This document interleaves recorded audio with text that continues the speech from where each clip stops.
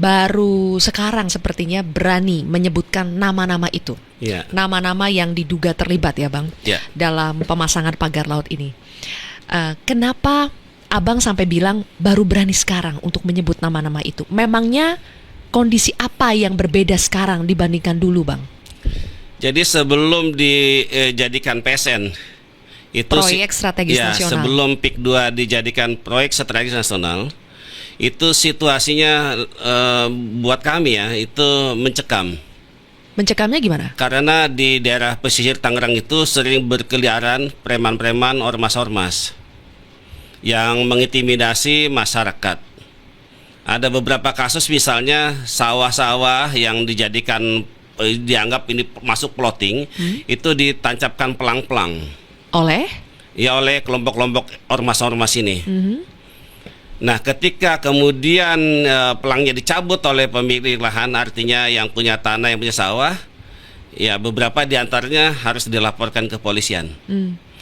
Kemudian ada teman-teman saya aktivis, ya termasuk juga LSM, ketika dia mengkritik katakanlah Agung Sedayu, itu biasanya segera dipanggil Oleh?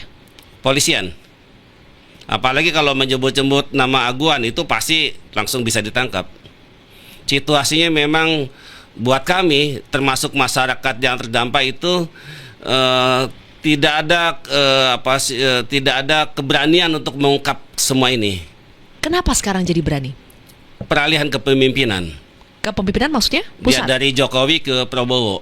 Bedanya apa memangnya? Karena dari kepemimpinan Presiden Jokowi itu semuanya dikendalikan. Oleh? Iya, oleh oligarki. Polisian sudah dikendalikan, preman, ormas, semuanya. Jadi kalau ada orang yang mau mempertanyakan, menggugat soal PIK 2, ya pilihannya dua. Kalau dia kalau tidak menjadi bagian dari Aguan, maka tentu dia akan mengalami kriminalisasi. Bahkan beberapa diantaranya sudah dipenjara.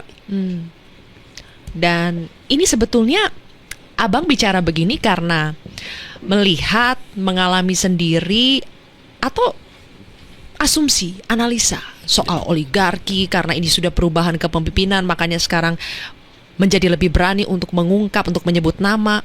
Itu dari asumsi atau memang ada buktinya Bang? Awalnya adalah dari pengakuan teman-teman yang diaktivis, pengamat.